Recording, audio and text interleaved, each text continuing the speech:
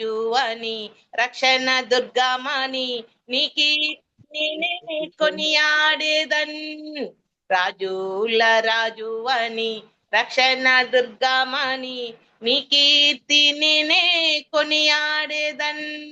హల్లెలూయా నా యేసునాదా, హల్లెలూయా నా ప్రాణనాదా, హల్లెలూయా నా యేసునాదా, హల్లెలూయా నా ప్రాణనాదా. గొప్ప దేవుడవని శక్తి సంపన్నుడని గలమెత్తి నిన్ను నేను గానమాడేదన్. రాజుల రాజు అని రక్షణ దుర్గమని నీ కీర్తి నేనే కొనియాడేదన్. అద్భుత క్రియలు చేయువాడని ఆశ్చర్య కార్యములు చేయగలవని, అద్భుత క్రియలు చేయువాడని ఆశ్చర్య కార్యములు చేయగలడని, అద్వితీయుడవని ఆది సంభూతుడని ఆరాధించేదా నిత్యము నిన్ను.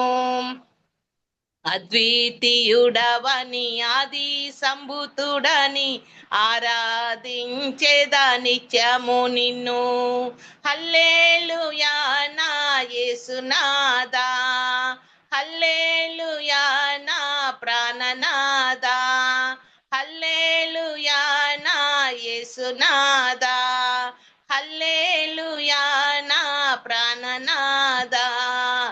గొప్ప దేవుడవని శక్తి సంపన్నుడని గలమెత్తి నిన్ను నేను గానమాడేదన్. రాజుల రాజు అని రక్షణ దుర్గమని నీ కీర్తి నేనే కొనియాడేదన్. సాగరాన్ని రెండుగా చేసినావని సాతాను శక్తులను ముంచినావని, సాగరాన్ని రెండుగా చేసినావని సాతాను శక్తులను ముంచినావని, సర్వోన్నతుడవని సర్వ సంపన్నుడని సాక్ష్య గీతమునే పాడేదా. సర్వోన్నతుడవని సర్వ సంపన్నుడని సాక్ష్య గీతమునే పాడేదా. హల్లెలూయా నా యేసునాదా, హల్లెలూయా నా ప్రాణనాదా, హల్లెలూయా నా యేసునాదా, హల్లెలూయా నా ప్రాణనాదా. గొప్ప దేవుడవని శక్తి సంపన్నుడని గలమెత్తి నిన్ను నేను గానమాడేదన్. రాజుల రాజు అని రక్షణ దుర్గమని నీ కీర్తి నేనే కొనియాడేదన్. రాజుల రాజు అని రక్షణ దుర్గమని నీ కీర్తి నేనే కొనియాడేదన్. హల్లెలూయా. వందనాలు సిస్టర్. నిజమే, మన దేవుడు ఎంతో గొప్పవాడు. ఆయన శక్తి సంపన్నుడు, అద్భుత కార్యాలు ఆశ్చర్య కార్యాలు చేసిన దేవుడు, అద్వితీయుడు, ఆది సంభూతుడు, రాజులకు రాజు, మన రక్షణ దుర్గం ఆయనే. సాగరాన్ని రెండుగా చేసినవాడు, సర్వోన్నతుడు, సర్వసంపన్నుడు, సర్వాధికారి, ఇంకా ఎన్నో నామాలు కలిగిన మన దేవుడు. నిజమే, ఆయనను గురించి చక్కగా స్తుతిస్తూ ఆయన యొక్క కీర్తిని చాటిస్తూ చక్కటి పాట పాడారు. ఇంత గొప్ప దేవుణ్ణి కలిగిన మనం కూడా ఎంతో ధన్యులము. చక్కటి పాట పాడిన సిస్టర్ కి ఎస్ఆర్ ప్రేయర్ వారి తరపున వందనాలు తెలియజేస్తున్నాను. ఇప్పుడు సిస్టరే మనకు వాక్య సందేశాన్ని అందిస్తారు. దయచేసి అందరూ సెల్ ఫోన్లను పెట్టి ఉంచుకొని జాగ్రత్తగా వినాలని కోరుతున్నాం.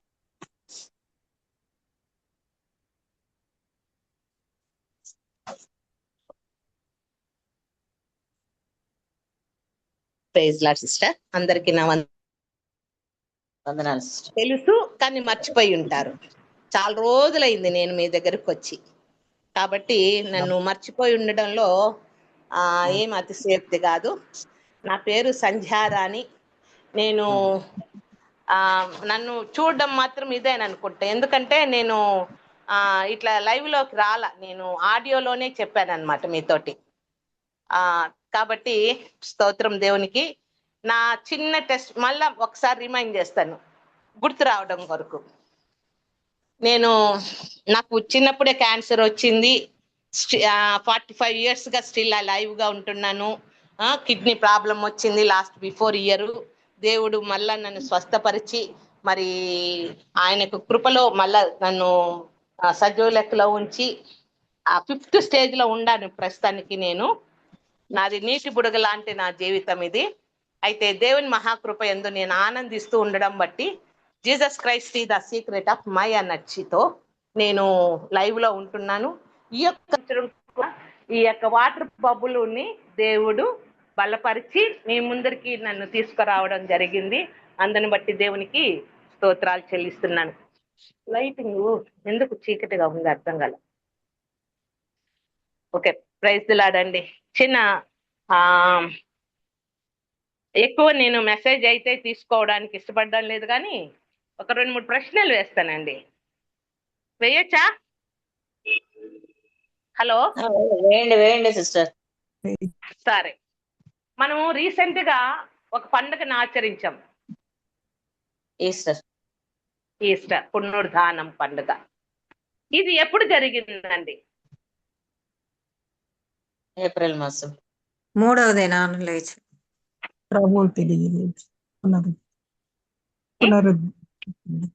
ప్రభు లేచిన 3వ రోజు. ప్రభువు లేచిన 3వ దినం అంటే అప్పుడే, అంటే ఇప్పుడు మననే 3వ దినం అయ్యింది. 3వ దినానే జరిగిందండి.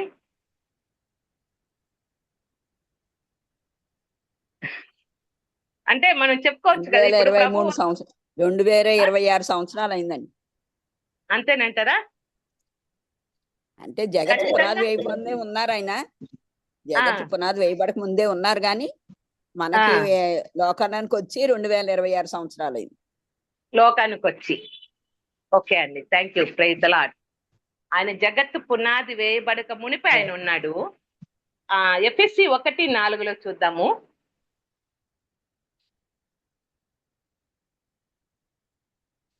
ఎఫెసీ 1:4. ఏమైనా సమయం ఎంత అండి? 1 hour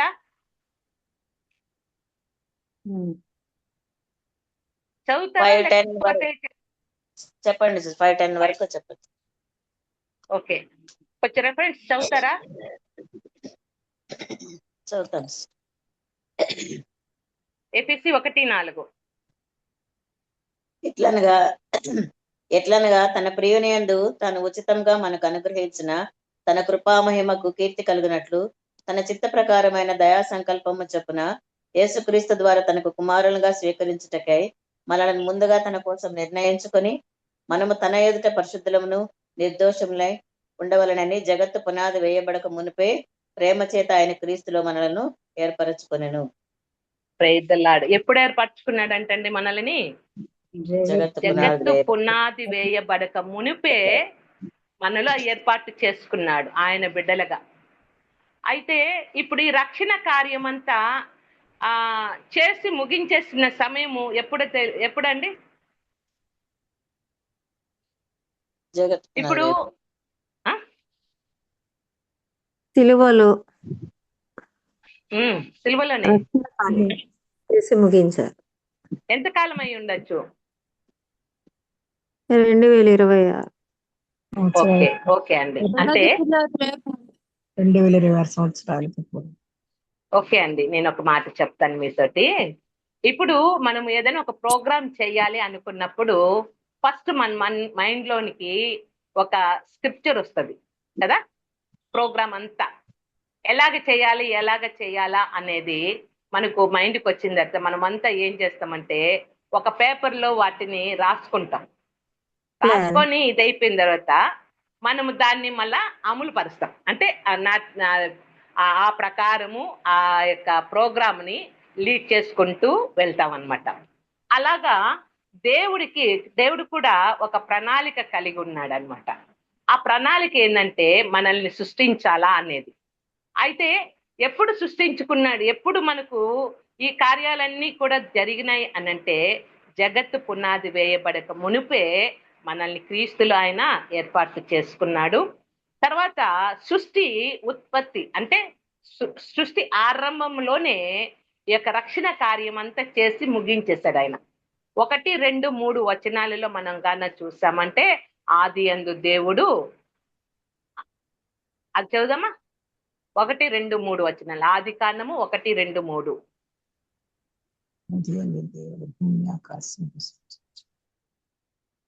ఆయన భూమి ఆకాశములను సృష్టించెను. ఆది యందు దేవుడు భూమి ఆకాశమును సృజించెను. భూమి నిరాకారంగాను శూన్యముగాను ఉండెను. చీకటి అగాధ జలము పైన కమ్మి ఉండెను. దేవుని ఆత్మ జలముల పైన అల్లాడుచుండెను.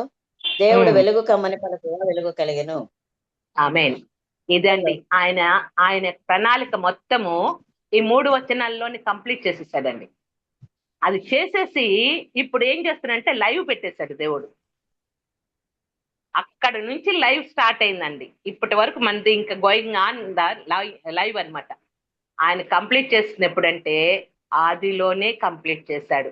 చూడండి, భూమి ఆకాశం సృష్టించాడు. అగాధ జలముల మీద చీకటి కమ్మి ఉండెను.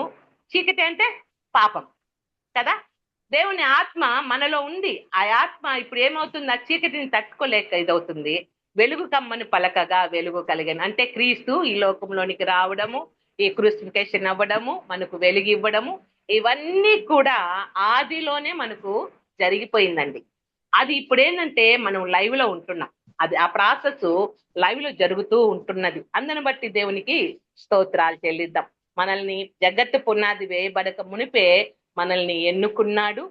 మరి అలాగే ఈ యొక్క రక్షణ కార్యం కూడా జగత్తు పునాది వేయబడక మునిపే మనకు నెరవేర్చున్నాడు. 1 పేతురు 1వ అధ్యాయము 20వ వచనంలో గానే చూసామంటే 1 పేతురు 1వ అధ్యాయము 20వ వచనంలో చూసామంటే రక్షణ ప్రణాళిక కూడా అక్కడ మనము జగత్తు పునాది వేయబడక మునిపే క్రీస్తులో మనం చూడగలం. 1 పేతురు 1:20.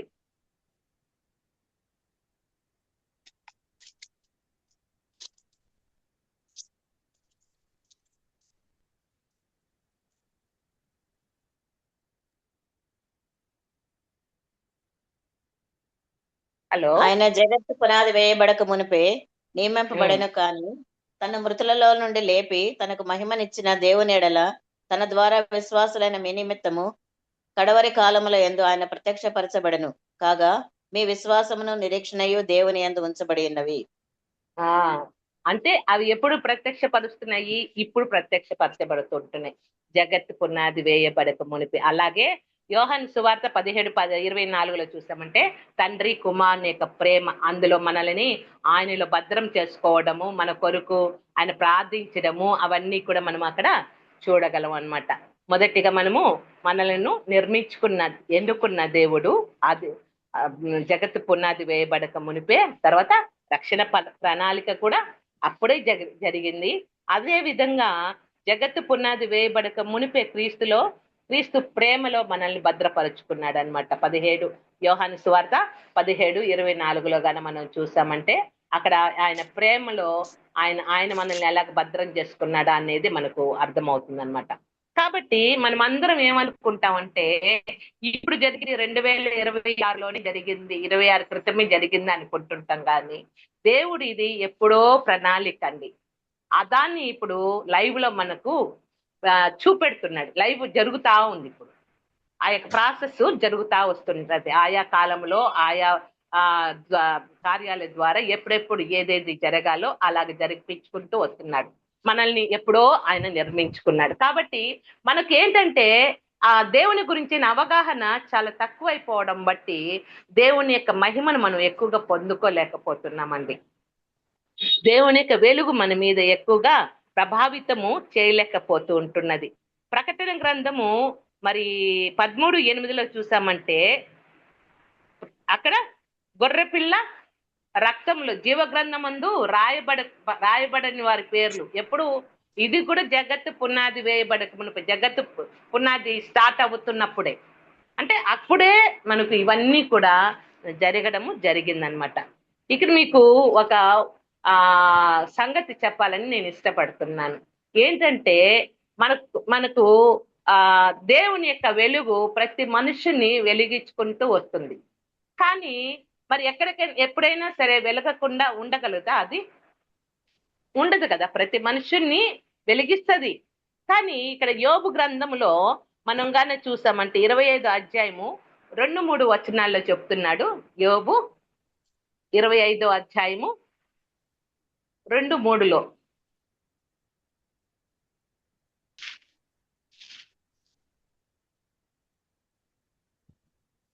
ఎవరి మీదైనా నేను ప్రకాశింపకూడదు. అధికారమును భీకరత్వమును ఆయనకు తోడై ఉన్నవి. ఆయన తన ఉన్నత స్థలములలో సమాధానము కలుగజేయును. ఆయన నేలను లెక్కింప శక్యం, ఆయన సేనలను లెక్కింప శక్యమా? ఆయన వెలుగు ఎవరి మీదనైనా ఉదయింపకుండునా? ఆయన వెలుగు ఎవరి మీదైనా ఉదయింపకుండానా? ఆయన ఆధిపత్యము, ఆయన అధికారము బలాఢ్యం ఎటువంటిదంటే భీకరమైందంట. ఇంత గొప్ప శక్తి కలిగితే ఎవరి మీదైనా వెలిగింపక ఉండునా అనే ఒక క్వశ్చన్ మార్కు అక్కడ వేయడం అంటే అక్కడ ఏదో సంథింగ్ ఈజ్ దేర్ కదా. అంటే ఇక్కడ మనం చూస్తాము, దేవుడేమో తన వెలుగుని వెలిగింప చేయడానికి ఇష్టపడుతున్నాడు. ఇప్పుడు మనకి ఎండాకాలం కదా అండి. ఈ ఎండాకాలంలో మనం బయటికి వెళ్ళాలన్నప్పుడు, నడుచుకుంటూ కొంచెం దూరం పోవాలన్నప్పుడు మనం ఏం చేస్తాము? గొడుగైనా, క్యాప్ అయినా, లేకుంటే టవల్ ఏదో ఒకటి తల మీద వేసుకొని అలాగ వెళుతుంటాం. అలాగా మన పాపములు ఏమవుతున్నాయంటే ఒక గొడుగులాగా మనకు అడ్డుగా వస్తున్నాయి. దేవుడేమో వెలిగింప చేసేసాడు, కానీ మనం ఇంకను పాపంలోనే ఉండిపోతుంటున్నాం. కాబట్టి అది మనకు ఒక గొడుగులాగుండి అది ప్రకాశింపనీయకుండా ఉండిపోతా ఉంటుంది. ఒక ఎగ్జాంపుల్ చెప్తానండి. మా ఇంట్లో జరిగిన సంఘటన ఇది. ఏంటంటే ఇది చాలా రోజుల క్రితం జరిగిన సంఘటన. మా అమ్మ వాళ్ళ ఇంట్లో ఒక మునగ చెట్టు ఉండింది. మునగ చెట్టు ఉంటే ఒక కొమ్మ ఇరిగి కింద పడిపోయింది. పడిపోయి కూడా అది ఎండిపోయి దాదాపు 1 సంవత్సరం పైన కూడా అయ్యి ఉండొచ్చండి. బాగా ఎండిపోయింది. సరే, పక్కనే నా ఇల్లు. నేను ఏదో చెట్టుకి ఏదో సపోర్ట్ గా ఉండాలని ఈ కొమ్మని తీసుకొచ్చి అక్కడ నాటానండి. ఎండిపోయింది, బాగా ఎండిపోయిన కొమ్మని తీసుకొచ్చి అక్కడ నాటితే అదేమైందంటే అది చిగురిచ్చిందండి. చిగురిచ్చి అది పెద్దదయ్యి అది కాయలు కాసిందండి. మా నాన్న వాళ్ళ ఇంట్లో మాత్రం ఒక్క కాయ కాయలేదండి. నా దగ్గర మాత్రం బోల్డ్ అన్ని కాయలు కాసింది. పెద్ద పెద్దగా ఇంత లావున ఇంత పొడుగున భలే కాసిందండి చెట్టు. చాలా పెద్దదయింది. అంటే అక్కడేమో కాయలేదు, అక్కడేమో పువ్వు కూడా పోయలేదు. కానీ ఇక్కడికి వచ్చేటప్పటికి ఎండిన కొమ్మ కూడా అక్కడ ఏం చేయబడింది? చిగురింపబడింది. అలాగే యేసుక్రీస్తు యొక్క ఆయన దివ్య కృప మన మీద ఎట్లుందంటే, ఆ కృపలో మనల్ని భద్రపరుచుకున్న దేవుడు మనల్ని అయితే వెలిగింప చేయడానికి ఇష్టపడుతున్నాడు. ఎట్లా చూడండి, ఎండిన జీవితాలను బాగు చేసే దేవుడుగా ఉంటున్నాడు. అందుకే యెహెజ్కేలు 37వ అధ్యాయంలో మనం చూస్తామంటే అక్కడ ఎండిన ఎముకలు ఉంటున్నాయి కదండి. అవన్నీ కూడా మరలా బ్రతుకునా అని యెహెజ్కేలుని దేవుడు అడిగినప్పుడు, ప్రభువా నీకే తెలుసు అంటాడు. తెలిసినప్పుడు నువ్వు ప్రవచించు అన్నప్పుడు ప్రవచిస్తే అవన్నీ ఎలాగొచ్చినాయండి? ఎంత ఇదిగా ముందుగా అన్నీ కూడా ఒకదానికొకటి సంబంధం లేకుండా ఎండిపోయి అసలు పనికిరానివిగా ఉంటున్న వాటిలో జీవం వచ్చి, మా కండరాలు వచ్చి, మాంసం వచ్చి, శరీరం వచ్చి, నరాలు వచ్చి అన్ని కూడా దేహంగా ఏ మనిషికి ఏ యొక్క ఎముకలు ఉండాలో అవన్నీ సమకూర్చడం జరిగింది. మళ్ళీ రెండోసారి ఆయన ప్రవచించగా ఆయన ఆత్మ దానిలోనికి రాగా వాళ్ళు గొప్ప సైనికులుగా ఉన్నారు. ఇది ఆత్మీయ చనిపోవడంలో మనం చేసినటువంటి ఇది. ఎందుకంటే దేవుడు చేయొద్దన్న పనుల్లోనే మనం ఎక్కువగా చేస్తూ ఉంటాం. ఎందుకంటే అదే మనకు అలవాటైపోయింది. మన స్వభావంలో అది ఒక స్వభావముగా మనకు మారిపోయింది. సాతాను దాని ద్వారా, ఆదాము అవ్వలు చేసిన పాపము ద్వారా మనకు ఏమి వచ్చింది? దాని యొక్క సంక్రమించిన దాని యొక్క స్వభావాలన్నీ కూడా మనలోనికి వచ్చేయడం బట్టి దేవుడు ఏది చెప్తే దానికి వ్యతిరేకంగానే మనం జీవిస్తాం. కొంతవరకే జీవిస్తున్నాం, కానీ పరిపూర్ణంగా మనము జీవించలేకపోతాం. అందుకని మనము ఇక్కడ చూసామంటే అసలు పూర్తిగా మనము వెలగలేకపోతూ ఉంటున్నాం. ఈ పాపాలన్నీ కూడా మనకు ఏమవుతున్నాయి? అడ్డుబండగా వస్తూ ఉంటున్నాయి. కాబట్టి దేవుడు ఏం చేయాలనుకుంటున్నాడంటే మనల్ని ఎప్పుడో చేసిన దాన్ని తిరిగి జీవింప చేయాలని దేవుడు ఇష్టపడుతున్నాడు. ఎంతమంది మంది నిజంగా పునరుద్ధానపు శక్తిని మనము అనుభవిస్తున్నాం చెప్పండి? పునరుద్ధానపు శక్తిని నిజంగా మనం అనుభవిస్తుంటే మనలో ఎవరికి నిరుత్సాహం అనేది ఎప్పుడు కూడా ఉండదండి. సమస్యలు ఉన్నా కూడా అవి ఏం బాధ అనిపించదు. దేవుని వైపు మనం చూస్తూ ఆనందంగా ముందుకు వెళ్ళగలం. నిప్పులలో కూడా షడ్రకు మెషకు అభిజ్ఞ వాళ్ళు పడినప్పుడు శక్తి ఉండబట్టే ఏసీగా మారింది. స్వరం రావట్లేదు సరిగ్గానండి. హలో, వినపడలేదండి? ఇప్పుడు హలో? బాగుంది. కొంచెం ఇందాక గరగరలు కొంచెం వస్తున్నాయండి. స్పష్టంగా రాలేదు. అయ్యయ్యో, ఇప్పుడు వస్తుందా? ఇప్పుడేలేండి, ఇప్పుడు వస్తుందిలేండి. ఇప్పుడిప్పుడే ఎంత, ఒక్క నిమిషం కూడా కాలేదు, కొద్దిసేపు. అయ్యో, ఇప్పుడు వినలేదా బాగా అయితే వస్తుంది. మొత్తము? ఇంతకుముందు వినలేదా ఏది? అర నిమిషం అంతే, అర నిమిషమే. అంతేనా? సరే. అయితే పునరుద్ధానపు శక్తిని మనం ఎంతవరకు అనుభవిస్తున్నామండి? ఆ పునరుద్ధానపు శక్తిలో ఎంత బలం ఉంది, ఎంత గొప్ప కృప ఉంది. ఇది మనకి ఎప్పుడో చేసి ఆయన మనకు ముందు పెట్టినా కూడా అది మనకు కాదులే అన్నట్టు మనం గమ్మన ఉండిపోతున్నామండి. మనకు ఏమవుతున్నామంటే మనము దేవుణ్ణి సరిగా గ్రహించుకోలేకపోతున్నాం. దేవుడు ఏం చేశాడు? లాజరు నువ్వు బయటికి రా అన్నప్పుడు లాజరు బయటికి వచ్చాడు. లాజరు చనిపోయి ఎన్ని దినాలు అయిందండి? 4 దినాలైంది. 4 దినాలంటే ఆ శరీరము ఎలాగ ఉండుంటది? కుళ్ళిపోయి నీరు కారిపోతూ మాంసం అంతా కూడా ఊడిపోయి ఎముకలు గూడుగా అక్కడ ఉండుంటది. కంపుగా ఉంటది, ఇంతలా ఉబ్బిపోయి ఉంటది. అలాంటి శరీరంలోనికి దైవిక వాక్కు, అక్కడ ఆ పునరుద్ధానపు శక్తి ఆయనలోనికి వెళ్ళగా అదంతా కూడా బాగైపోయి, క్షణములోనే బాగైపోయి వెంటనే ఆయన బయటికి లేచి రాగలిగినాడు. వచ్చిన వాడిని దేవుడు మనకు ఒక పని చెప్పాడు, అది మనం చేయలేదు. అందుకే మరలా మనకు సమస్యలు ఏంటంటే, అతను వచ్చినాడు కానీ ఎలా వచ్చాడు? ప్రేత వస్త్రాలతోటే వచ్చాడు. వాటిని తీయమని, ఆ కట్లను విప్పమని మనకి ఆజ్ఞాపించాడు. మనం ఏం చేస్తున్నాం? అబ్బా లేచి వచ్చేసాడన్న సంతోషంలో ఆ కట్లు విప్పము, ఆ ప్రేత వస్త్రాలు తీయం, అలాగే జీవిస్తాం. అందుకే మరలా మనకేమవుతున్నాయంటే సమస్యలు వస్తూనే ఉంటాయి, కృంగిపోతూనే ఉంటాము, బలం పొందుకోలేని వారంగా ఉంటాం. ఎప్పుడైతే ఆ యొక్క కట్లను విప్పేస్తామో అప్పుడు పరిపూర్ణమైన బలముతో ముందుకు మనము సాగగలము. ఒక్క రోజులోనే దేవుడు సొర చెట్టుని మొలిపించి తీగగా చేయించి అల్లిపించిన దేవుడు ఒక్క రాత్రిలోనే ఎండిన కొమ్మని పుష్పింపచేసి బాదము పువ్వులను పూయించి బాదం కాయలను కాయపించిన దేవుడు. ఇంత శక్తిమంతుడైన దేవుని బిడ్డలమైన మనము ఎందుకు ఇంకా నిరాశ నిస్పృహల్లో ప్రతి దానికి ఎక్కువగా బాధపడిపోతూ వేదనతో ఇతరులు కూడా మనం ఎక్కువగా ఆ యొక్క శక్తిని మనము పంచలేక ఎందుకు పోతున్నామంటే ఆయన గురించిన ఆ యొక్క అవగాహన మనలోనికి లేకపోవడం బట్టే. రియల్ గా అండి, నేను కూడా మొన్న అసలు మరలా నాకు ఈ యొక్క కిడ్నీ ప్రాబ్లము ఎక్కువైంది. ఇక బీపీ అంతా కూడా ఫ్లక్చువేషన్స్ వచ్చేసింది, పల్స్ రేట్స్ ఫ్లక్చువేషన్స్ వచ్చింది, చేతులు కూడా చల్లబడిపోతున్నాయి.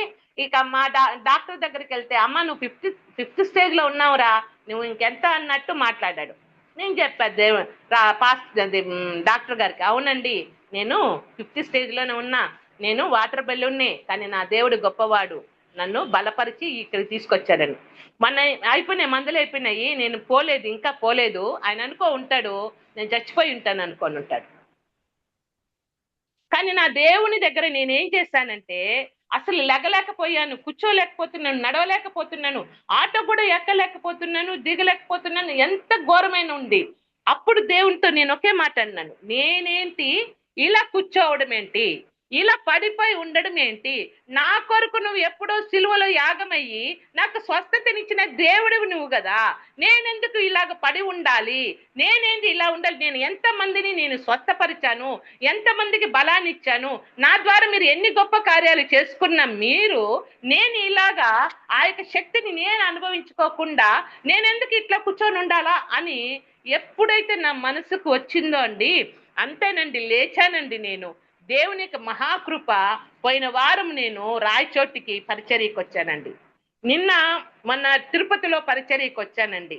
దేవుడు ఎంత గొప్పగా మరి బలాన్ని ఇస్తున్నాడు. నేను పడిపోయాను, ఆయన దేవుడు నన్ను స్వస్థపరిచాడు, లేవనెత్తాడు. మందులు లేకుండానే దేవుడు స్వస్థపరిచాడు. అట్లని మందులకు వ్యతిరేకం కాదండి బాబోయ్. అంటే అక్కడ అవకాశం లేదు నాకు, నేను వెళ్ళిన ప్రాంతానికి. కాబట్టి దేవుడు అక్కడ నన్ను మందులు ఇది లేకుండా కాలు మెల్లిపడిపోయి వాపు వచ్చేసి నడవలేని స్థితిలో ఉన్నప్పుడు, ప్రభువా నేను ఇక్కడ నడవాలి నాయన, ఇలా ఉంటే ఎట్లా అని నేను ప్రార్థన చేసుకున్నప్పుడు గ్రాడ్యువల్ గా దేవుడు బల అద్భుతమైన రీతిలో స్వస్థపరిచాడండి. కాబట్టి మనం ఆ పునరుద్ధానపు శక్తిని మనము అనుభవిస్తుంటున్నప్పుడు దినానికి నూతన అనుభవం మనలోనికి వస్తుందే గాని నిరాశ నిస్పృహలలోనికి మనం వెళ్ళమండి బాబాయ్. మనల్ని చూడగానే ఇతరులు కూడా ఉజ్జీవం రావాలి, మనల్ని చూడగానే ఇతరులకి ఇన్స్పిరేషన్ రావాలి, మనల్ని చూడగానే వాళ్ళలో ఉన్న అవన్నీ కూడా అరే పటాపంచలు అయిపోవాలి. అరే ఈ శిశు ఇట్లా ఉన్నారే, నేను ఇంత లావండి, మన డాన్స్ వేసి వచ్చానండి తిరుపతిలో, మన డాన్స్ వేసాను నేను. ఎందుకంటే నా దైవిక శక్తి, నా పునరుద్ధానపు శక్తి దేవుడు నాకు ఇచ్చాడు. ఇది ఇప్పుడు కాదు, ఎప్పుడో ఇచ్చేసిందని నేను పొందుకోకుండా అజ్ఞానంలో నేను పడిపోయి ఉండడం బట్టే నేను ఇంతవరకు లేగలేకపోయాను, మర్చిపోయాను చూడు. అందుకని నేను లేచి పొందుకున్నానండి, అప్పుడు తిరగగలుగుతున్నాను. మనకు కూడా దేవుడు అదే విధంగా దేవుని యొక్క ఆత్మతో మనల్ని నింపుతూ ఉంటున్నాడండి. చాలా దుఃఖకరమైన విషయం ఏంటంటే దేవుడు చెప్తాడు, మరి ఇర్మియా 2:32 చూసామంటే నా జనులు లెక్కలేనన్ని సార్లు నన్ను మర్చిపోయి ఉన్నారని అంటాడండి. ఇర్మియా 2:32 ఇర్మియా 2:32 చెప్తాడు, నా జనులు లెక్కలేని అన్ని సార్లు నన్ను మర్చిపోతున్నారట.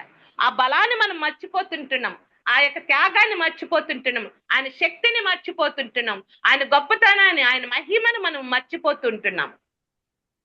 కాబట్టి మనం ఒక్కొక్కసారి ఉజ్జీవంగా ఉంటున్నాము, ఒక్కొక్కసారి పడిపోయిన వారంగా ఉంటున్నాం, ఒక్కొక్కసారి కృంగిపోతుంటున్నాం, ఒక్కొక్కసారి నిస్పృహలు. ఎందుకు ప్రభు నాకు ఈ యొక్క శ్రమ అన్నట్టు జస్ట్ లైక్ యోనా లాగా మనం కోపపడిపోతున్నాం, దేవుని మీద అలుగుతుంటున్నాం.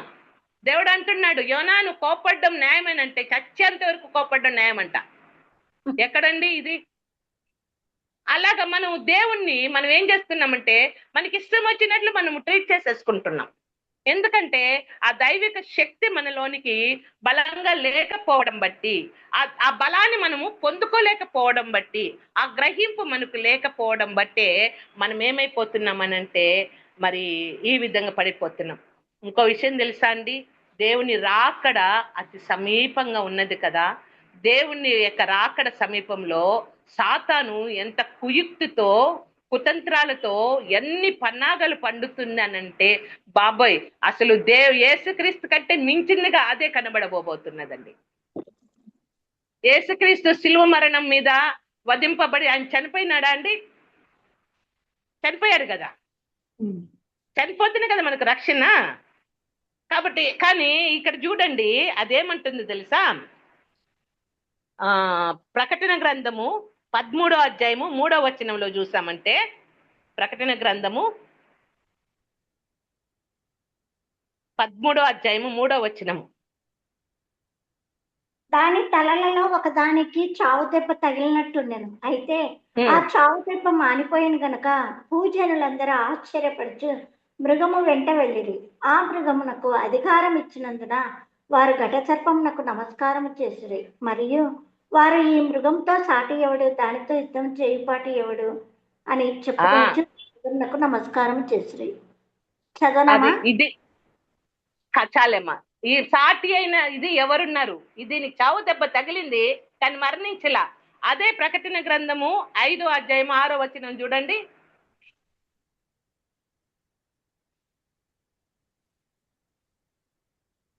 మరియు సింహాసనమునకును ఆ 4 జీవులకును పెద్దలకును మధ్యను వధింపబడినట్లుండి నా గొర్రె పిల్ల నిలిచి ఉండుట చూచితిని. దానికి 7 కొమ్ములను 7 కన్నులుండెను. ఆ కన్నులు భూమి ఎందంతటికి పంపబడిన దేవుని 7 ఆత్మలు. ఆయన వచ్చి సింహాసనమునందు ఆసీనుడయుండు అని కుడి చేతిలో నుండి ఆ గ్రంథమును తీసుకొనెను. చదవనామా? ఆయన చదవండి దాన్ని అక్కడ. ఆయన దాన్ని తీసుకొనినప్పుడు ఆ 4 జీవులను వీణలను ధూప ద్రవ్యములతో నిండిన సువర్ణ అమ్మ అమ్మ పాత్రలను 5:6 వచనం చదువుమ్మా. 5:6 మరియు సింహాసనమునకును ఆ 4 జీవులకును పెద్దలకును మధ్యన వధింపబడినట్లుండిన గొర్రెపిల్ల నిలిచియుండుట చూచితిని. ఎవరు నిలిచి ఉన్నాడు అక్కడ? వధింపబడిన గొర్రె పిల్ల, అంటే చచ్చిపోయిన గొర్రె పిల్ల అక్కడ ఉండడం చూస్తున్నారు. అక్కడ ఉన్న వాళ్ళందరూ కూడా ఇప్పుడు ఆ కిందదంతా చూసామంటే దేవునికి సాటి అయిన వాళ్ళు ఎవరు, ఈయన గొప్పవాడు అన్నట్టు మిగతా వచనాలంతా కూడా అట్లా చెప్పబడుతుంది. ఇక్కడ సాతాను కూడా అదే విధంగా ఆయనైనా చచ్చిపోయాడు చూడు, నాకు చావ దెబ్బ తగిలింది, నేనేం చచ్చిపోలేదు చూడు, నేను మళ్ళా బ్రతికినాను చూడు అంటున్నాడు. అట్లా మోసగించి ప్రజలని తన వైపుకు తిప్పుకుంటాడు. ఇతనికి సాటి ఎవడు, నిజంగా దేవుడు ఇతనే అని సాతానుడు చేస్తున్నటువంటి కుయుక్తిలో అందరూ పడిపోయి మోసగింపబడి వాటికి నమస్కారం చేసుకుంటూ వాటి వైపు వెళ్ళిపోతాం. గొర్రెపిల్ల చచ్చిపోయింది, ఆడ పడిపోయింది, కానీ నేను చావలేదు చూడు, బతికున్నాను, నాకు సాటి ఎవరు? ప్రగల్భాలు పలికే నోరు దానికి ఉంది. ఇక్కడ అందరూ దేవునికి నమస్కారం చేస్తారు, ఇతనికి సాటి ఎవరు అని అంటే అక్కడ వారికి సాటి ఎవరని అక్కడ వాళ్ళు అంటున్నారు, ఘట సర్పానికి సాటి ఎవరు అని అంటున్నారు. ఈ విధంగా సాతానుడు బహుగా ఏం చేస్తున్నాడంటే మనుషులని ఇలాగ మభ్యపుచ్చేసేసి దేవుని యొక్క మహిమను మనకు అర్థం కానికుండా చేస్తాడు. అందుకనే రోమాపత్రిక 1:21 చెప్తున్నాడు. రోమాపత్రిక 1:21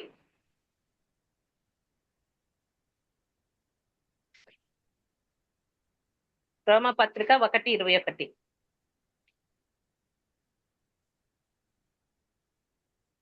మరియు వారు దేవుని ఎరిగి ఆయనను దేవుని మహిమ పరచలేదు, కృతజ్ఞతాస్తుతులు చెల్లింపను లేదు, కానీ తమ వాదముల యందు వ్యర్థులైరి. మళ్ళా చదువుమా, నీటిగా చదువుమా, మళ్ళా చదువుమా.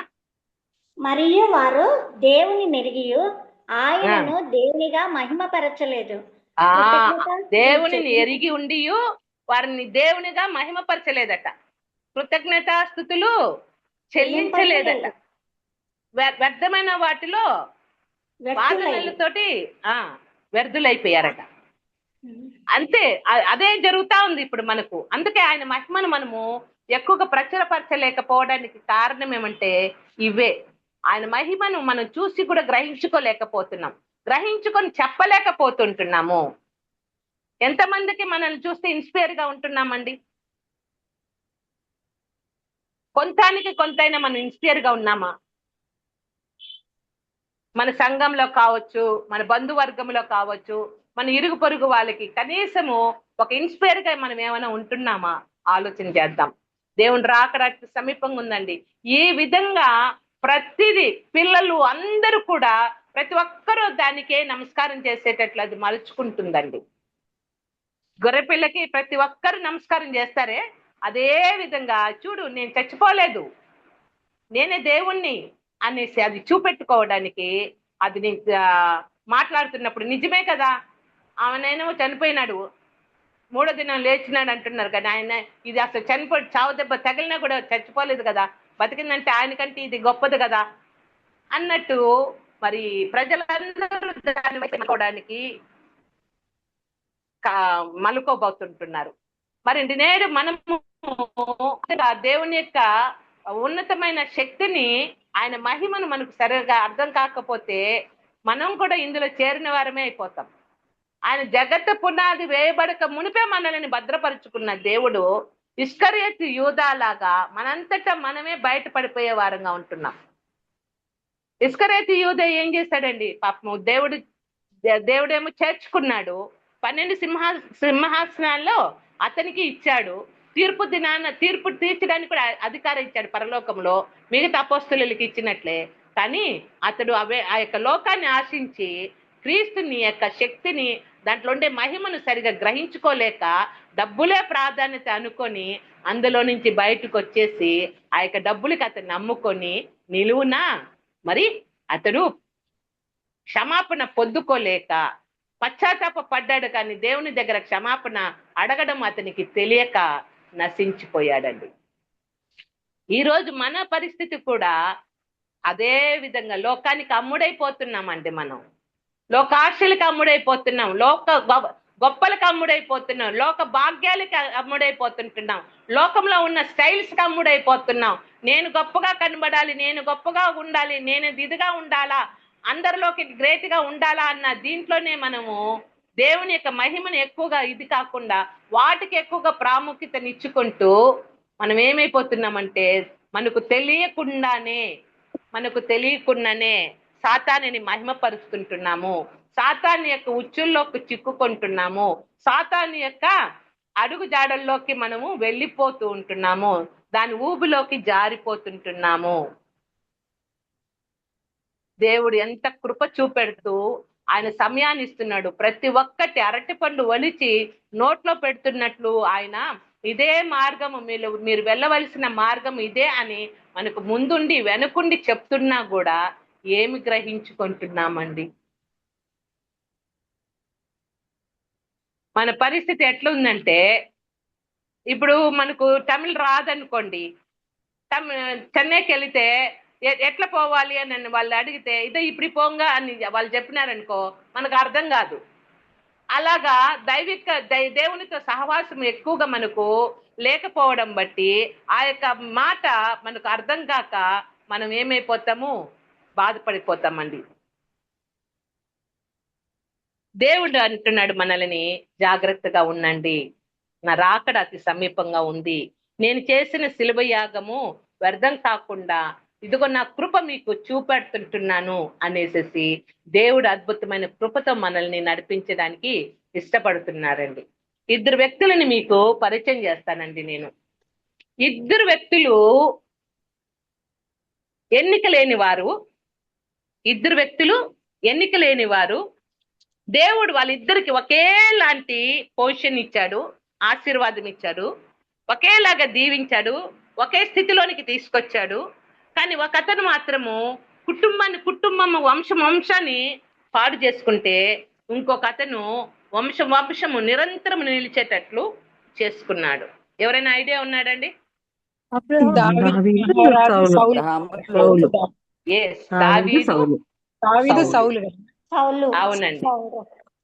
అవునండి, దావీదు సౌలు. నిజమే, ఎగ్జాక్ట్లీ రైట్, చక్కగా చెప్పారు ఆన్సర్. దావీదు ఎన్నిక లేని వాడుగానే ఉన్నాడు, సౌలు ఎన్నిక లేని వంశంలోనే ఉన్నవాడు. కానీ సౌలుకి దైవ భక్తి లేదని చెప్పడానికి లేదండి, మొదట బాగున్నాడు. అందుకని దాసుడితో వస్తున్నప్పుడు ఆ దైవజనుడి దగ్గరికి ఒట్టిగా పోవడం ఎట్లా పోతాము, అయ్యో మన దగ్గర ఏమి లేదు గిఫ్ట్ తీసుకెళ్ళడానికి అని బాధపడుతున్నప్పుడు దాసుడు అంటాడు, నా దగ్గర ఉంది కదా అది ఇద్దామలే అని. అంటే అలాగా అతనికి కొన్ని పద్ధతులు తెలుసు, దైవ భక్తి తెలుసు, ఎలాగ ఉండాలనేది తెలుసు. అయితే ఎప్పుడైతే రాజ్యానికి రాజు అయినాడో అతని యొక్క మెంటాలిటీనే మారిపోయిందండి. అక్కడ చూసామంటే చూడండి, అంతవరకు నా దేవుడు అని చెప్తున్నవాడు ఇక్కడ ఒకసారి సౌలు రాజు దగ్గరికి సమూయేలు వచ్చినప్పుడు దేవుడు నిషిద్ధమైన వాటిని తీసుకురావద్దనంటే నువ్వు చేసావు ఏంటి అంటాడు. అంటే అమాలేకులని నశింప చేసేయి, అక్కడి నుంచి ఏం తేవద్దు, అవన్నీ కూడా శపితమైనటివి అని చెప్తే అక్కడ నుంచి కొన్ని గొర్రెలు అవన్నీ తీసుకొని వచ్చి అక్కడ పెడతాడు శ్రేష్టమైనటివని. ఎందుకంటే అక్కడ జవాబు చెప్తాడు సౌలుతోటి, సమూయేలుతోటి, నీ దేవునికి. చూడండి ఎంత మార్పు, అధికారంలోనికి రాగానే నీ దేవుడు మారిపోయినాడు. ఆ యొక్క కాంక్ష, అధికారపు కాంక్ష, రాజ్య కాంక్ష ఎంతగా మార్చేసిందో చూడండి అతన్ని. పైపెచ్చు ఎంత బండబూతులు తిడతాడండి తన కుమారుణ్ణి. తిట్టడా లేదండి? బండబూతులు తిట్టడే లేదా? అగడగొట్టు దాని కొడుకా అని ఎంత బండబూతులు తిడుతున్నాడు చూడండి. అతని యొక్క మెంటాలిటీ ఎలాగ చేంజ్ అయిపోయింది. కారణం ఏంటంటే అతనిలో కృతజ్ఞత భావము లేదు. కృతజ్ఞత భావము అతనిలో లేకపోవడం బట్టి, అరే దేవుడు నన్ను ఇంత హెచ్చించాడే, నేను ఏ పార్టీ వాడినన్నాడు కంటే కృతజ్ఞత భావం అతనిలో లేదు. అధికార కాంక్షతో అహంకారంతో అతను వచ్చాడు కాబట్టి అతని జీవితము అతని వంశం అంతా కూడా నాశనం అయిపోయింది. అదే దావీదు ప్రతి నిత్యము అతను తప్పు చేసినా కూడా అనునిత్యము దేవునికి స్తుతులు చెల్లిస్తూనే ఉన్నాడు, కృతజ్ఞత పూర్వకంగానే ఉంటున్నాడు. అందుకే చెప్తాడు కదా 2 సమూయేలు 7వ అధ్యాయము 13 నుంచి అక్కడ చూస్తే, మరి సౌలుకి నా కృప దూరం చేసినట్లు నేను అతనికి దూరం చేయను. ఎవరికి? తన కుమారుడికి, ఆ కుటుంబానికి, నీ యొక్క వంశానికి నేను నా కృపని నేను దూరం చేయను. మనుషులకి ఇచ్చిన దండనతో వాళ్ళని శిక్షిస్తానే కానీ వాళ్ళకి దూరం చేయను. ఎందుకంటే అనునిత్యము ప్రతిదీ దేవుని మీద ఆధారపడుతూ కృతజ్ఞతార్పణలతో స్థుతులతో దేవుణ్ణి ఉన్నతమైన స్థానములోనే తనకంటే హెచ్చుగా, అన్నిటికంటే హెచ్చుగా అతను చూడు, ఆ యొక్క నగరంలోకి వచ్చిన నా దేవుడు గుడారంలో ఉన్నాడని మంచం మీద కూడా పడుకోకుండా కింద పడుకున్నాడు. అంటే తను తాను ఎంతగా తగ్గించుకున్నాడో అవన్నీ కూడా దేవునికి చాలా ఇష్టమైపోయింది అనమాట. కాబట్టి అతడు ధన్యకరమైన జీవితంలోనికి వచ్చేసాడు. కాబట్టి అతను తరతరాలకి ఇప్పటికీ ఆయన సింహాసనము నిలిచే ఉంది. దావీదు సింహాసనం మీద ఎవరు కూర్చున్నారు?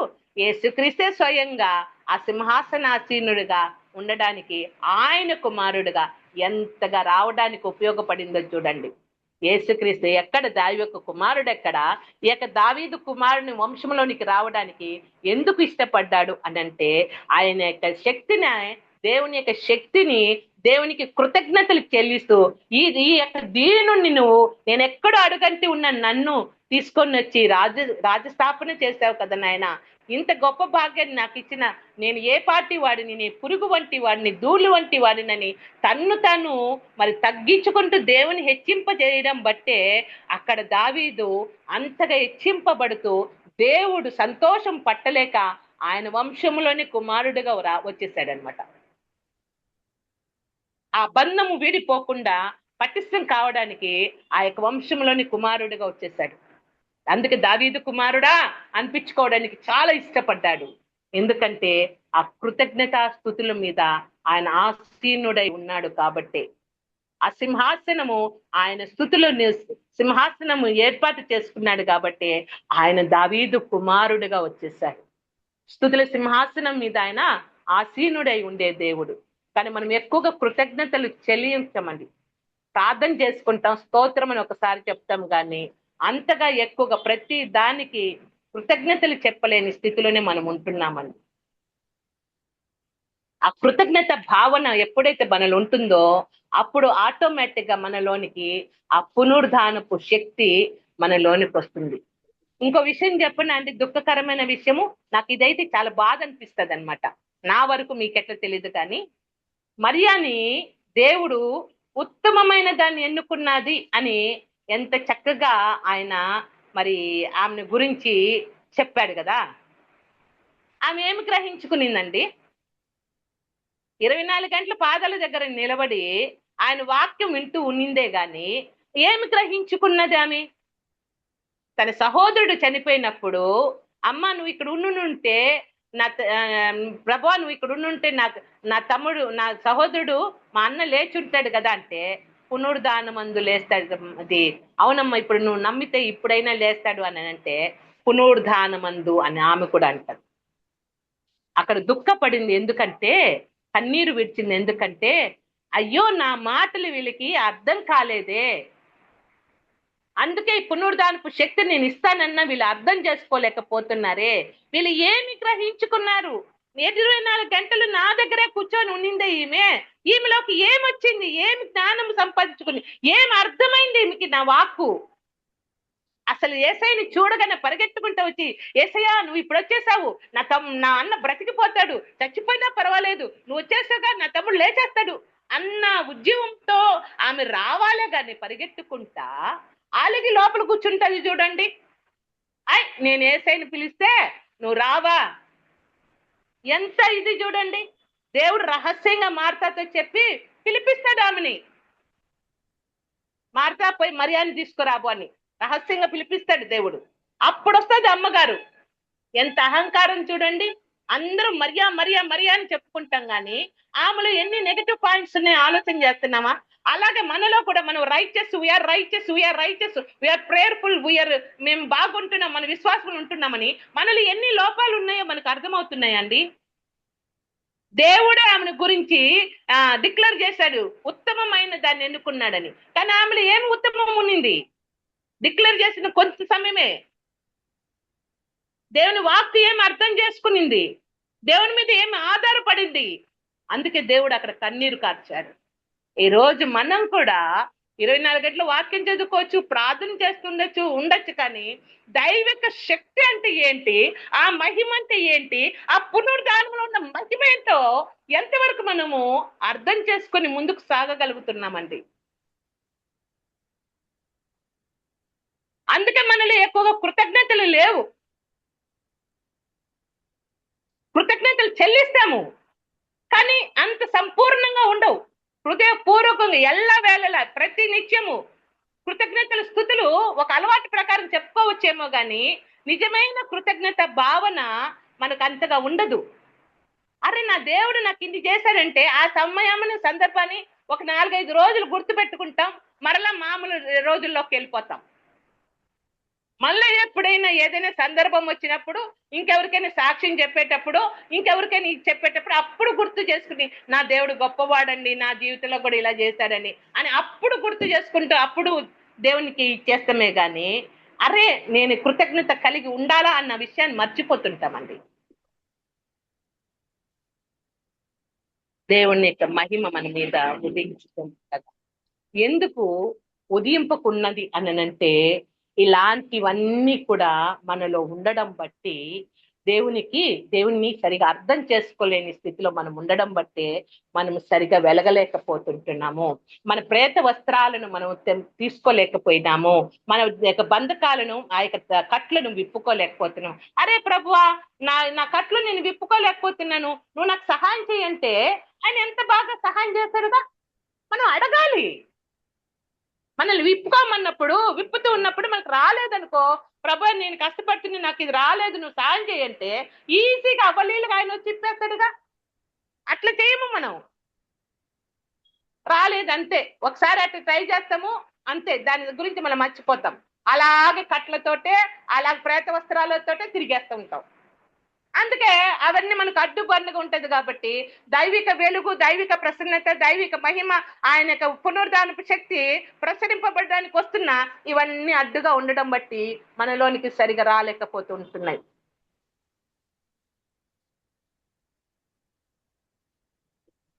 ఒక్కసారి మనం ఆలోచన చేద్దాం, దైవిక శక్తిలో మనము ఎంతవరకు ఆధారపడుతుంటున్నాము. మనసారా దేవుని వైపు తిరుగుతున్నప్పుడు అద్భుతమైన కృప ఆయన చూపెట్టే దేవుడిగా ఉంటున్నాడు. అందుకే 136 దావీదు కీర్తన మొత్తం అండి, అందులో దాదాపు 20 పైన స్తుతులు ఉన్నాయండి, కృతజ్ఞతలు ఉన్నాయి. ఆ యొక్క కీర్తన కానీ చదువుకుంటే కూడా ప్రతి దానికి మనము స్తుతులు చెల్లించిన వారంగా అయిపోతాం.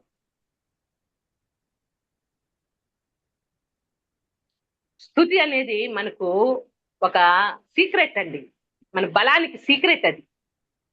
మన యొక్క జయ జీవితానికి సీక్రెట్ ఏంటంటే, దావీదుకి సీక్రెట్ ఏంటంటే, అంత జయ జీవితంలోనికి రావడానికి, అంత కష్టంలో ఉన్నా కూడా అతను అంత గొప్పగా జీవించగలగడానికి ఏంటంటే ఆయన స్తుతించడమే, కృతజ్ఞత కలిగి ఉండడమే, ఆ సింహాసనమే. మరి మనము కూడా అలాగ నిత్యము మనం స్తుతిస్తూ ఉంటున్నప్పుడు దేవుని కూడా మనలో కూడా ఆ సింహాసనాసీనుడై ఉంటూ మన మీద కూడా ఆయన రక్షణ ఇస్తాడు కదా అండి. మన ధన్యకరమైన వారంగా ఉంటాం కదండి. దేవుణ్ణి ఆశ్రయించిన వారు ధన్యులు అంటున్నాడు కదా, ఆయన పైన ఆధారపడిన వారు ధన్యులు అంటున్నారుగా. మరి మనకు ధన్యకరమైన జీవితాన్ని ఇస్తున్న దేవుని వైపు మనం ఎందుకు అంతగా చేయలేకపోతుంటున్నామో ఒకసారి మనల్ని మనము పరిశీలన చేసుకున్నాం. దేవుడు అంటున్నాడు, యేసయ్య మనకు ఎలాగ ఉండాలని దేవుడు ఇష్టపడుతున్నాడంటే, యెషయా గ్రంథము 47లో చెప్పబడుతున్నది. ముందు యెషయా గ్రంథము 36వ అధ్యాయము 26వ వచనాన్ని చూద్దామా. యెషయా గ్రంథము 36-26 నూతన హృదయము మీకు ఇచ్చేదను, నూతన స్వభావము మీకు కలుగజేసేదను, రాతి గుండె మీలో నుండి తీసివేసి మాంసపు గుండెను మీకు ఇచ్చేదను. చదనామా? అవును, అంతే అండి. మాంసపు గుండెను మనకు ఇస్తానంటున్నాడు. నూతన హృదయం, నూతన స్వభావం, మొత్తము క్రీస్తు యేసునందు ఉన్న ఎడల నూతన సృష్టి అన్నప్పుడు ఇవన్నీ కూడా మనకు వస్తాయి. అప్పుడు మనము ఎలాగుంటామంటే ఇవన్నీ మనలో స్థిరపరచబడుతూ ఈ నూతనత్వంలో మనం జీవించాలంటే ఏష్కేల్ గ్రంథం 47లోకి వెళ్ళినామంటే మనకు కనబడుతుందండి. అక్కడ ఏష్కేల్ని ఏం చేస్తాడు? ఒక నీటిలోనికి తీసుకెళ్తాడు. మొదట పాదాలలోకి తీసుకెళ్తాడు, తర్వాత మోకాళ్ళలోకి తీసుకెళ్తాడు, తర్వాత మొలలోకి తీసుకెళ్తాడు, తర్వాత ఈదుకుంటూ ఉంటాడు. అభిషేకం అండి, దైవిక అభిషేకం, పరిశుద్ధాత్మ అభిషేకము మనలో దినానికి ఇలాగ నింపుదలతో ఉంటే ఈదుకుంటూ ఉన్నప్పుడే మనము అక్కడ చదివినామంటే ఏష్కేల్ గ్రంథములో మరి 5-6 వచనాల్లో చూస్తామండి. ఏష్కేల్ గ్రంథము 47 అధ్యాయంలో ఆయన ఇంకను 1000 మూరలు కొలవగా నీళ్లు మిక్కిలి లోతై నేను దాటలేనంత నది కనబడెను. దాట వీలు లేకుండా ఈదవలసినంత నీరు గల నది ఆయను. అప్పుడు ఆయన నాతో ఇట్లనెను, నరపుత్రుడా, నీవు చూచితివి కదా అని చెప్పి నన్ను మరలా ఆ నది తిరిగి తోడుకొని వచ్చాను. చదవనామా? చదవండి. నేను తిరిగి రాగా నదీ తీరమున ఇరు ప్రక్కల చెట్లు విస్తారంగా కనబడెను. అప్పుడు ఆయన నాతో ఇట్లనెను, ఈ నీళ్లు ఉబికి తూర్పుగానున్న ప్రదేశమునకు పారి అరణ్యంలోకి దిగి సముద్రంలో పడుచున్నవి. నీళ్లు నిర్మలముగా ఉండునట్లు అవి సముద్రంలో పడుచున్నవి. వడిగా పారు ఈ నది వచ్చు చోట్లనెల్లా జలచరములన్నీ బ్రతుకును. ఈ నీళ్లు అక్కడికి వచ్చుట వలన ఆ నీరు నిర్మలమగును గనక చేపలు బహు విస్తారములగును. ఈ నది ఎక్కడికి పారునో అక్కడ సమస్తమును బ్రతుకును. చదవమంటారు? చదవమ్మా. మరియు దాని యొద్ద ఏన్గెది పట్టణము మొదలుకొని ఏనెగ్లాయిము పట్టణం వరకు చేపలు పట్టువారు దాని ప్రక్కల నిలిచి వలలు వేయుదురు. మహాసముద్రంలో ఉన్నట్లు సకల జాతి చేపలను దాని యందు బహు విస్తారముగా ఉండును. అయితే ఆ సముద్రపు బురద స్థలములను ఊబి స్థలములను అది వద్దులేమ్మా. అయితే అక్కడ ఏంటంటే అందులో నుంచి ఈదుకుంటా వచ్చినప్పుడు ఇరు పక్కల ఉన్న చెట్లన్నీ కూడా బ్రతుకుతాయంట. ప్రకటన గ్రంథంలో కూడా ఇది 21లో మనము చూడగలం. ఈదుకుంటూ వచ్చినప్పుడు 12 మా మాట 12వ వచనంలో ఉంది. చూడమ్మా. నదీ తీరమున ఇరు ప్రక్కల ఆహారం ఇచ్చు సకల జాతి వృక్షములు పెరుగును, వాటి ఆకులు వాడిపోవు, వాటి కాయలు ఎప్పటికీ. దానిపైన 11 కూడా చదువుమా. ఓకేమా. అయితే ఆ సముద్రపు బురద స్థలములను ఊబి స్థలములను ఉప్పు ఇప్పుడు మీరు చదివినారు కదా 12 కదా? 12 నేను చదివింది. నదీ తీరమున ఇరుప్రక్కల ఆహారం ఇచ్చు సకల జాతి వృక్షములు పెరుగును, వాటి ఆకులు వాడిపోవు, వాటి కాయలు ఎప్పటికీ రాలవు. ఈ నది నీరు పరిశుద్ధ స్థలములో నుండి పారుచున్నది కనుక ఆ చెట్లు నెలకు కాయలు కాయను, వాటి పండ్లు ఆహారమునకు, వాటి ఆకులు ఔషధమునకు వినియోగించును. ఇదే వాక్యము ప్రకటన గ్రంథం 21వ అధ్యాయంలో చూద్దామమ్మా. 2-3 వచనాల్లోనే ఉండదు అనుకుంటా. ప్రకటన గ్రంథము 21. 22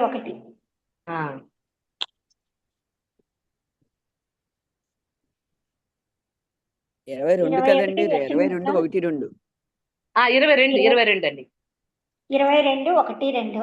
మరియు స్ఫటికము వలె మెరిగినట్టి జీవ జలముల నది దేవుని యొక్కయు గొర్రెపిల్ల యొక్కయు సింహాసనం నొద్ద నుండి ఆ పట్టణపు రాజవీధి మధ్యను ప్రవహించుట ఆ దూత నాకు చూపెను. ఆ నది యొక్క ఈవలను ఆవలను జీవ వృక్షముండెను. అది నెలకు ఫలించుచు 12 కాపులు కాయను. ఆ వృక్షము యొక్క ఆకులు జనములను స్వస్థపరచుటకై వినియోగించును. ఇక మీదట శాపగ్రస్తమైన దేదియు దానిలో ఉండదు. దేవుని యొక్కయు గొర్రెపిల్ల యొక్క సింహాసనము దానిలో ఉండును. దేవుని యొక్కయు సింహాసనము అందులో ఉంటది. కాబట్టి మనల్ని దేవుడు ఈ విధంగా ఉంచాలనే క్రీస్తులో ఎప్పుడు ఏర్పాటు చేసుకున్నాడండి? జగత్తు పునాది వేయబడక మునుపే మనము ఈ విధమైన వారముగా ఉండాలని దేవుడు ఇష్టపడి మనకు జీవాన్ని ఇస్తున్నాడండి, మనకు కృపనిచ్చి మనల్ని బ్రతికిస్తున్నాడండి. ఈ విధంగా మనం ఈదుకుంటూ వచ్చి ఇతరులను బ్రతికించాలండి, మనం ఇతరులకి ఆహారంగా మారాలండి, మన వలన ఇతరులు బ్రతకాలండి. మనము కూడా 12 నెలలు 12 కాపులు కాయాలండి.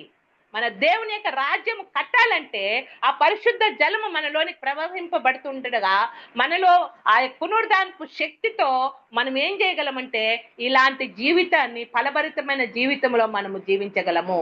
ఆకు వాడదు, కాపు మానదు, వెట్ట కలిగినను దానికి ఏం కలగదు, కిందకు వేరు తన్ని పైకి బహుగానే ఫలిస్తమే గాని, ఎందుకంటే అక్కడ జీవజల నది ప్రవహింపబడుతూ ఉంటున్నది, ఆ యొక్క జలములు వీళ్ళకి వస్తుంటున్నది.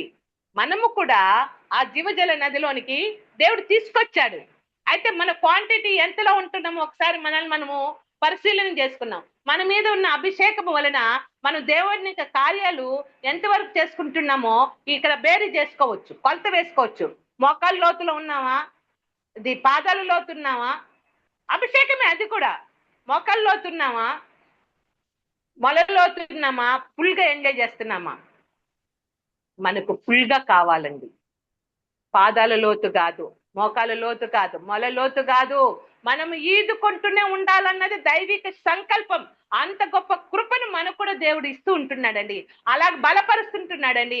అందుకే అగాధంలో జలముల మీద ఆయన ఆత్మ అల్లాడుచున్నది. ఎందుకంటే ఇలాగా మనము చేయడానికే అక్కడ అల్లాడుతూ మనలోనికి ఆ యొక్క పరిశుద్ధ పట్టణంలో నుంచి ఆ జీవజల నదిని మనలోని ప్రవహింపజేశాడు. చీకటి కమ్మిన నీరు కాదండి, శ్రమల గుండా కాదు, కానీ ఆయన పరిశుద్ధాత్మ నడిపింపుతో మనల్ని నడిపించడానికి దేవుడు ఇష్టపడుతూ ఉంటున్నాడు. అద్భుతమైన కృప మనకు దేవుడు చూపెడుతూ ఉంటున్నాడు.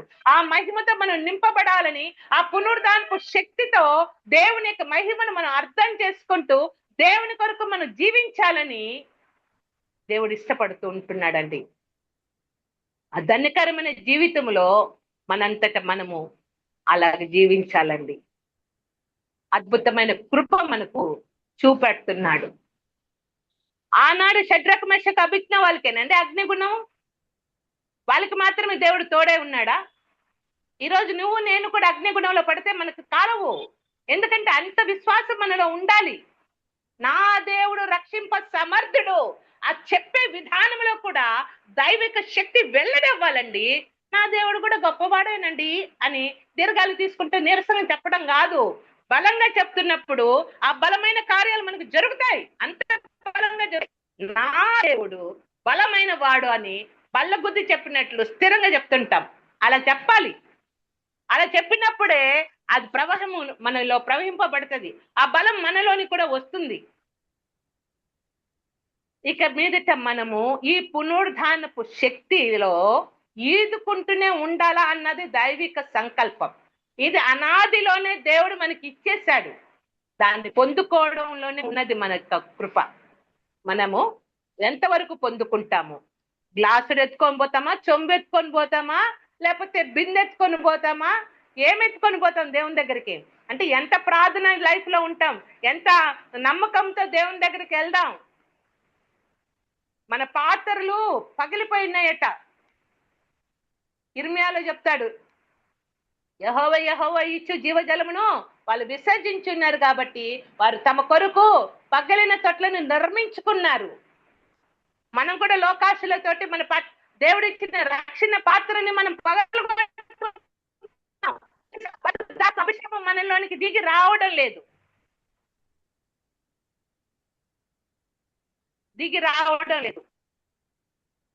దేవుడు చెప్పాడు కదా, అంత్య దినాలలో నా ఆత్మను కుమ్మరింప చేస్తానని. ఇప్పుడు ఆయన ఆత్మ మన మీద కుమ్మరింప చేస్తుంటే మన పాత్రలు ఎలాగ పెట్టుకొని ఉన్నాం? బోర్లు వేసుకున్నామా, పక్కకు తిప్పి ఉన్నామా, మురికిగా ఉన్నాయా, సగం తోమి సగం తోమనట్టు ఉంటున్నామా, పగిలిపోయి ఉన్నదా, దాంట్లో పోసినా కూడా పనికిరానివాగా ఉంటున్నాయా? మన హృదయాన్ని ఒక్కసారి పరిశీలన చేసుకుందాం. దేవుడు అంత్య దినాలలో ఆయన ఆత్మను మన మీద కుమ్మరింప చేస్తున్నాడండి. ఈ పునరుద్ధానపు శక్తితో మనల్ని నింపడానికి దేవుడు ఇష్టపడుతుంటున్నాడండి. ఈ విధంగా మనం 12 నెలలు 12 కాపులు కాసేటట్లు అనేక మందికి మనం ఈదుకుంటా వస్తూ ఉంటున్నప్పుడు ఇరుపక్కల వాళ్ళు అన్ని జనులు కావచ్చు, ఎవరైనా సరే, సర్వలోకంలో ఉన్న ప్రతి జనము మన ద్వారా రక్షణలోనికి రావడానికి, మన బౌండరీలో ఉంటున్న వాళ్ళు, మన సర్కిల్లో ఉంటున్న వారు, మన సరిహద్దులో ఉంటున్న వారు, ప్రతి ఒక్కరికి కూడా మనం ఎక్కడి వరకు ఉన్నామో అక్కడ ఉన్న వాళ్ళందరినీ మనం రక్షించాల్సిన బాధ్యత మనకున్నది. కానీ మనం ఎంతవరకు వర్కౌట్ చేసుకుంటున్నాం? వాళ్ళ దగ్గర పోయి చెప్పకపోయినా కనీసం వాళ్ళ గురించి ఎక్కువగా ప్రార్థన చేస్తున్నామా? ప్రార్థన జీవితం చల్లారిపోతున్నదండి. కాబట్టి దేవుడు మనకు తోడై ఉంటున్నాడు. ఈరోజు ఆ పునరుద్ధానపు శక్తితో మనల్ని నింపడానికి దేవుడు ఇష్టపడుతుంటున్నాడు. మనలో ఇంకేదైనా చిన్న చిన్న ప్రేతాత్మ వస్త్రాలు ఆ కట్లు ఏదైనా ఉంటే, ప్రభువా అది నాకు తెలియలేదు నాయనా, నాకు తీసేవా అని మనము ప్రభు వైపు చూద్దాము, ప్రభువుని అడుగుతాము. ఎండిన నా ఎముకలను తిరిగి జీవింపచేసి నీ సైన్యంగా వాడబడులాగున నేను వృద్ధాప్యంలోనికి వచ్చాను, ఇదిగో నేను ఇప్పుడు ఏం చేయలేను అనుకుంటాను, కానీ మరి 90 ఏళ్ళ సారా కొడుకును కనగా లేది, నేను నీ కొరకు నేను ప్రజ్వలింపబడలేనా నాయన?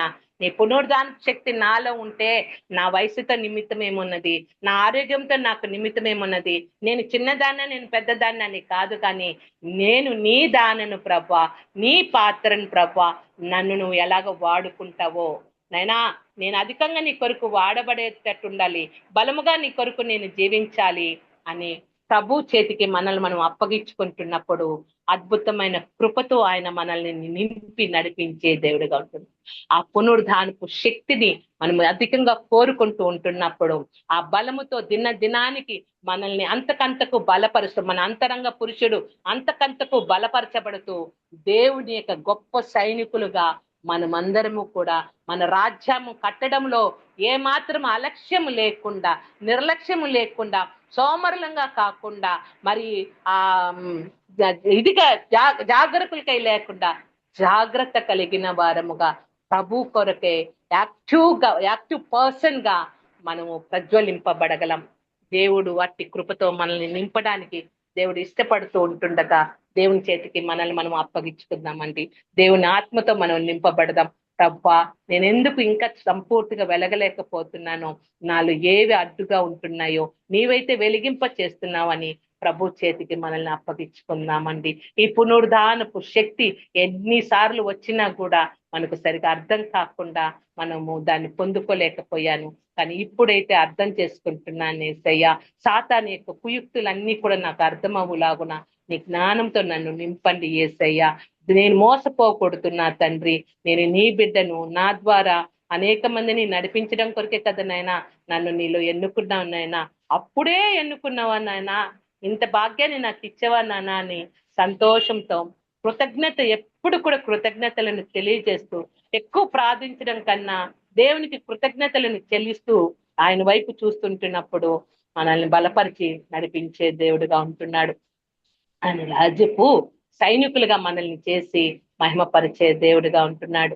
మనల్ని, మన కుటుంబాలను ఆయన దావీదు వలె స్థిరపరిచి ఆయన కృప మనకు దూరపరచకుండా మహిమతో నడిపిస్తుంటుండగా దాన్ని మనము జ్ఞానముతో స్థిరపరచుకుందాం.